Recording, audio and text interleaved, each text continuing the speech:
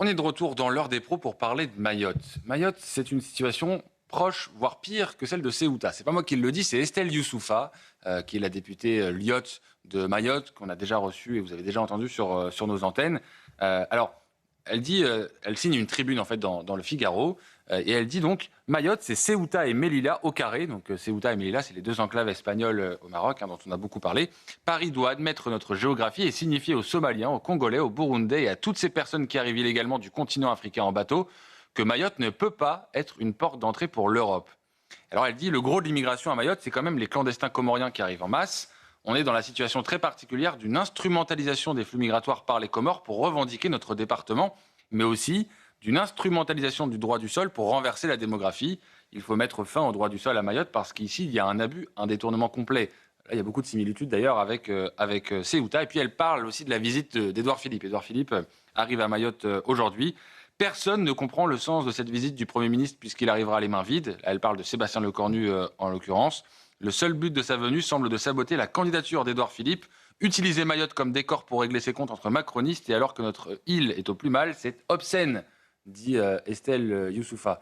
Obscène, la visite de Sébastien Lecornu et d'Édouard Philippe, Raphaël Steinville, Sabrina Medjeber. Qu'est-ce que vous en pensez avant de voir justement ce qu'on peut attendre de cette visite ?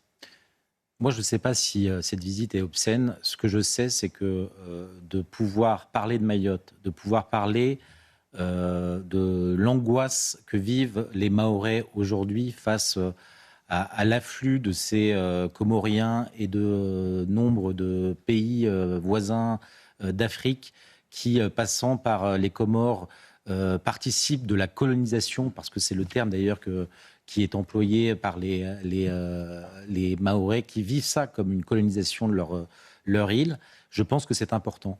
Et d'une certaine manière, les considérations, les petites batailles, si elles existent, si ce sont les arrière-pensées des uns et des autres, aussi puériles soient-elles, elles permettent malgré tout de parler de la situation catastrophique de Avec Mayotte. une question qu'on se posera quand même dans un deuxième temps, c'est comment faire confiance aujourd'hui à ceux qui hier n'ont pas agi sur ce dossier, et c'est l'angle d'attaque de toutes les oppositions, particulièrement du RN. Non mais c'est vrai, pour autant précisément sur le sujet de Mayotte, il faut reconnaître à ce gouvernement d'avoir eu quand même malgré tout une attention, d'avoir fait évoluer le droit en adoptant des mesures dérogatoires pour limiter, alors c'est probablement insuffisant et on le voit au regard des chiffres, le droit du sol à Mayotte, mais c'est sûr que le bilan de ce gouvernement est loin des espérances des Mahorais. Avant d'entrer dans le vif du sujet, est-ce qu'on peut faire confiance à ceux qui ont été aux manettes, etc. On va en parler longuement, mais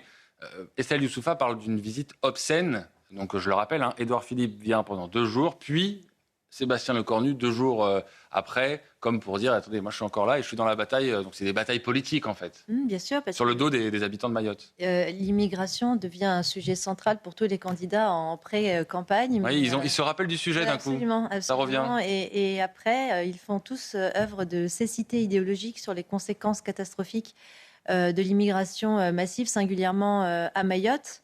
En effet, elle a raison de parler d'obscénité, mais moi, je ne calerais pas ce qualificatif au contexte de la petite bataille politicienne entre Édouard Philippe et Sébastien Lecornu. Mais je me souviens qu'après l'ouragan Chido, Emmanuel Macron s'était rendu à Mayotte et avait dit, mot pour mot, si vous n'aviez pas la France, vous seriez tous dans la merde. Je cite ces mots.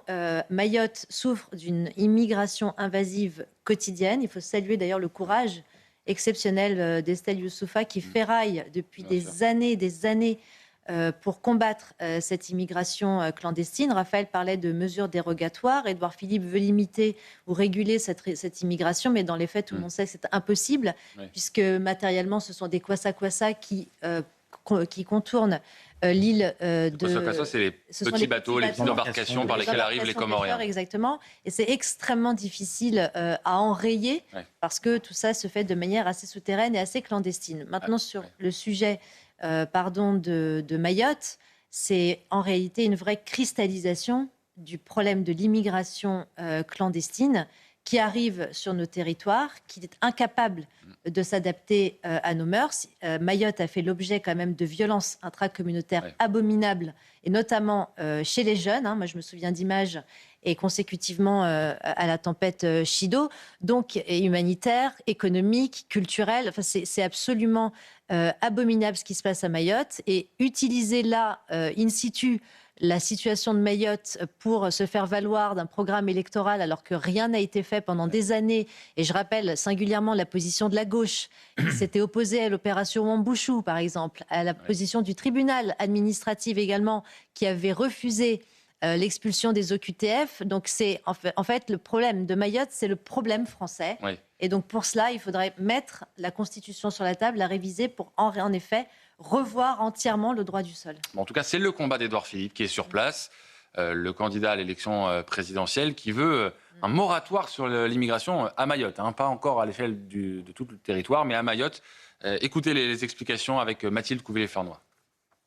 À Mayotte, 323 000 habitants sont recensés, mais la moitié d'entre eux vit sous le statut d'étranger. D'après l'agence de l'ONU pour les migrations, 80 à 100 000 personnes sont en situation irrégulière sur l'île.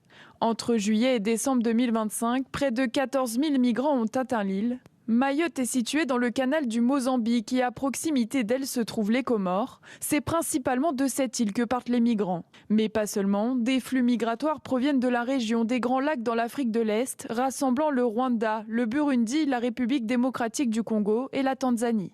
Au départ des Comores, la grande majorité des migrants sont comoriens, 32% sont malgaches, 12% sont congolais et 7% burundais.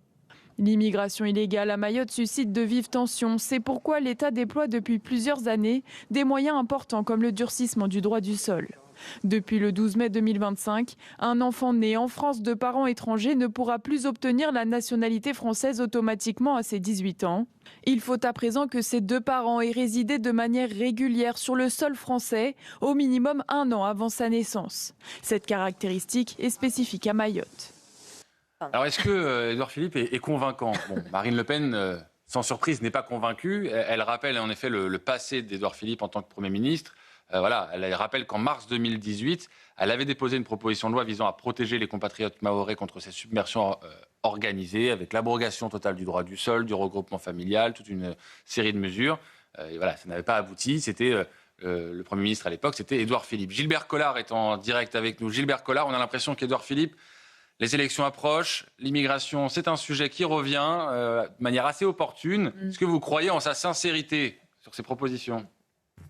Non, mais est-ce que j'ai une tête de blaireau, franchement? Je me permets de vous poser la question, parce qu'il faut être un cocu chronique pour croire aux promesses d'un homme qui, lorsqu'il était Premier ministre, n'a rien fait. Je rappelle quand même que Édouard Philippe, que je respecte bien sûr, n'est jamais allé à Mayotte. Jamais. Oui, c'est la première fois qu'il y va. Voilà, c'est un des rares premiers ministres à ne s'être point déplacé. Bon, alors, je connais bien Mayotte. Il se trouve que je connais bien, j'y suis allé plusieurs fois. Je suis même allé plaider à Mayotte dans un tribunal absolument insolite, incroyable. Il y a un seul juge. Enfin, c'est un pays à l'abandon, quoi. C'est un univers particulier. Bon, les habitants sont désespérés. Bon, et depuis des années et des années, c'est pas d'aujourd'hui. Ça remonte sur 10, 15, 20 ans. On a abandonné le peuple mahorais, on l'a abandonné. Or maintenant, parce que les élections arrivent, parce que le vent électoral souffle, on voit un Premier ministre qui, lorsqu'il était Premier ministre, n'a rien fait, s'est même opposé à des mesures, aller dire sur place qu'il va prendre des mesures radicales. Bon, personne, du reste, sur place, il y a des collectifs qui rappellent qu'il n'avait résolu aucun problème quand il était Premier ministre. Ça bouge sur place. Bon, alors en ce qui concerne la suppression du droit du sol, moi je suis partisan de la supprimer d'une manière générale, parce que maintenant c'est devenu une forme frauduleuse d'occupation du territoire. Donc, on n'a plus le choix, quoi, quand on voit ce qui se passe à Ceuta, quand on voit ce qui se passe un peu partout, si on remonte dans le temps. Rappelez-vous Erdogan qui nous faisait du chantage, rappelez-vous qui demandait du fric, sinon il lâchait les migrants. Bon, c'est devenu une arme géopolitique, bon, donc, où on se défend, où on va subir, mais subir jusqu'où? Moi, ce que je trouve extraordinaire, c'est que nous ayons des hommes politiques qui sont capables de s'imaginer que l'opinion politique oublie. Voilà, on va oublier qu'Édouard Philippe a été Premier ministre et qu'il n'a rien fait. C'est ça qui est extraordinaire, c'est cet esprit obscène. Le mot qui a été employé est juste, c'est obscène, voilà. Alors, Parce on que pourrait vous rétorquer, cache Gilbert un Collard, mépris. que tout le monde peut évoluer, tout le monde peut changer d'avis. Je me fais l'avocat du diable, bien sûr, Oui, mais bien sûr. que Bien peut-être sûr. à l'époque, il n'avait pas tous les outils, n'était pas le président de la République, Ah et non, que non, non, si non, demain non, il était à non, l'Élysée, il pourrait œuvrer de manière maximaliste sur ces non. questions. Je comprends tout à fait votre intervention, mais non seulement il avait tous les outils, mais on a toute la documentation qui démontre qu'il était parfaitement informé et qu'il savait très exactement ce qui se passait. Alors, s'il ne l'a pas fait, c'est peut-être parce qu'il réfléchissait. Voilà, il réfléchissait. Alors maintenant qu'il n'est plus Premier ministre, il a le temps de mûrir sa réflexion. Mais Alors, quand il était oui. Premier ministre, il réfléchissait. Voilà, voilà, voilà. Oui, si on veut être bienveillant, c'est ce qu'on va dire. Voilà, et je Enfin, vous moi, trouve quand même, un peu plus bienveillant, en effet, dans cette formule-là. On rappelle qu'à Mayotte, Gilbert Collard, Marine Le Pen, elle réalise des scores gigantesques. Hein. Elle Mais- est vraiment plébiscitée par 43% au premier tour de la 43% au présidentielle. premier tour de l'élection présidentielle de bien sûr, 2024. mais 2022, pardon. c'est ce qui leur fait peur. C'est ce qui leur fait peur. C'est ce qui leur fait peur. Mais ils se rendent compte tous, d'un coup, que le sujet de l'immigration va être fondamental. Parce que les gens n'en peuvent plus. Partout, chaque fois qu'on en discute, où qu'on aille, les gens ne comprennent pas qu'on n'ait pas pris des mesures, qu'on n'ait pas protégé nos frontières, qu'on n'ait pas protégé nos personnes. Ils ne comprennent plus. Donc l'immigration va être la question qui va faire l'élection. Alors maintenant, vous allez voir, ils vont tous être dans la surenchère. Alors ceux qui étaient traités de fachos hier, ils vont être des gentils aujourd'hui. Oui. C'est opportuniste, en fait. C'est-à-dire qu'à l'approche des élections, le sujet, tout d'un coup, ils s'en souviennent. Est-ce que pour Mais autant, voilà. ça veut dire qu'il y aura des actions concrètes lorsque le ou la prochaine présidente sera élue? Mais non, non, en dehors du Rassemblement national, donc dans l'idée depuis toujours et la suppression du droit du sol, aucun des partis en lice ne le soutient. Du reste, Édouard Philippe se limite à Mayotte. Alors que pour moi, il faudrait qu'il y ait une suppression du droit du sol euh, avec des principes d'échange. Les pays qui ne le pratiquent pas, on fait pareil. Les pays qui le pratiquent, on fait pareil. Voilà, pour qu'il y ait une équivalence de traitement. Bon, c'est quand même incroyable que dans certains pays, on n'applique pas la règle et que nous, on soit obligé de l'appliquer. Bon, il n'y a aucune réciprocité là. Là encore une fois de plus, c'est comme avec la diplomatie à l'égard de l'Algérie. On prend des coups et on les rend pas. Ouais, mais c'est très intéressant ce que nous dit Gilbert Collard, Raphaël Steinville, parce qu'en fait, il parle de Mayotte. Parce qu'à Mayotte, le problème, il est vraiment très aigu, très aigu. En fait, il a raison, Gilbert Collard. Pourquoi ne pas réfléchir à ces mesures-là, mais à l'échelle de la métropole, de tout le territoire français? C'est Gérald Darmanin qui proposait, par exemple, de suspendre l'immigration pendant 3 ans. Je crois qu'il soutient maintenant Oui. Édouard Philippe. Non, mais ce qui est certain, c'est que ce programme maximaliste d'Édouard Philippe pour Mayotte, si on devait le proposer à l'ensemble des Français sur l'ensemble des territoires, il est très probable, sinon évident, qu'il y aurait un plébiscite pour ce genre de mesures. Pourquoi réserver à Mayotte ce qui deviendra le problème de la France demain? Quand je dis de la France, je ne dis pas La que France entière, quoi. de la France continentale, on va dire, de la métropole, demain. Ce qui est intéressant quand on regarde Mayotte, il y a eu une étude de l'INSEE qui a fait un recensement de l'INSEE. Et hier, il se trouve que j'étais sur Europe 1 et je débattais avec Adrien Clouet, un député de la France Insoumise, et qui notait que le solde migratoire de Mayotte aujourd'hui était négatif. Mais parce que un grand nombre des Mahorais, à 18 ans, sitôt qu'ils ont leur bac, ils partent en métropole faire leurs études ou à La Réunion. Et donc, en fait, et quand je dis les Mahorais, ou ceux qui résident à Mayotte et qui prennent le chemin de La Réunion ou de la métropole. C'est ça aussi la réalité. Donc, en fait, on délocalise le problème. Les Mahorais sont submergés par ces Comoriens et ces autres personnes qui viennent à Mayotte pour accoucher. Il faut noter que 3/4 des enfants qui naissent à Mayotte naissent d'une mère étrangère. C'est ça la réalité de Mayotte. Donc il y a un changement. Quand on parle de grand remplacement, si vous voulez avoir une idée de ce que c'est, il faut aller à Mayotte. C'est ça ce qu'ils vivent aujourd'hui.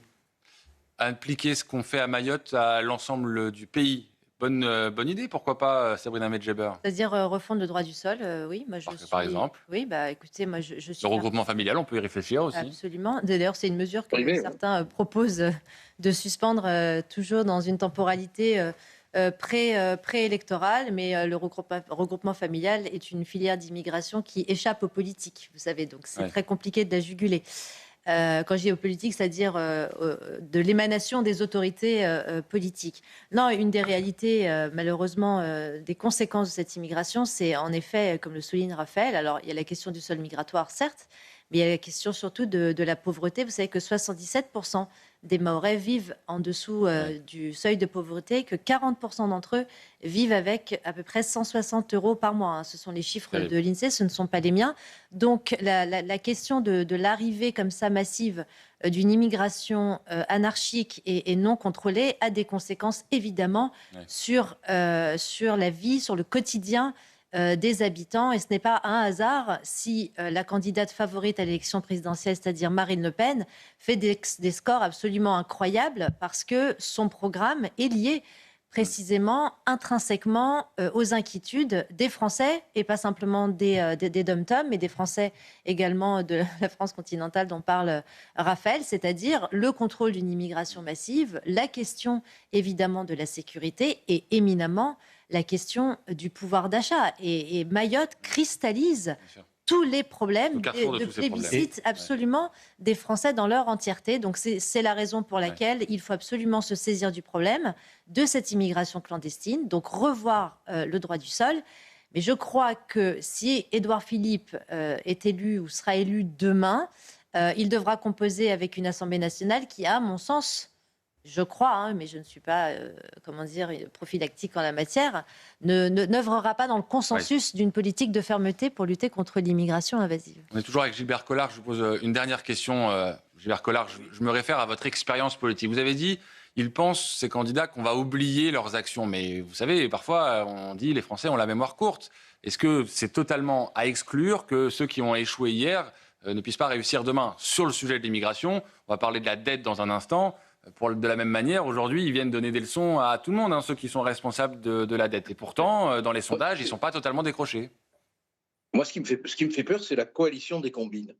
J'ai très peur qu'on ait une coalition des gamelles au moment du second tour. Voilà. J'ai très très peur de ça, parce que ce sont des gens qui ont l'appétit du pouvoir et qui se passent le pouvoir comme on se passe la rhubarbe, et ils feront tout pour ne pas lâcher, quoi. Bon, ça, mon inquiétude, elle est là. Et bien évidemment que s'ils arrivaient à rester au pouvoir, ils continueraient à faire ce qu'ils ont fait depuis toujours, quoi, parce que c'est aussi une question, d'une certaine idée de la France. Bon, on l'a ou on l'a pas, quoi. Voilà. On l'a ou on l'a pas. Et ça se calcule pas, ça se fabrique pas. Donc, en effet, merci beaucoup. Merci Gilbert Collard d'avoir été avec nous ce matin dans l'heure des pros. Oui, Sabrina. Maître Collard a raison pour conclure. Mayotte est le vrai territoire perdu de la République. Oui, ça, en effet, qui concentre énormément de difficultés. Vous avez parfaitement raison. Bon, on verra quelles sont les annonces d'Édouard Philippe, de Sébastien Lecornu.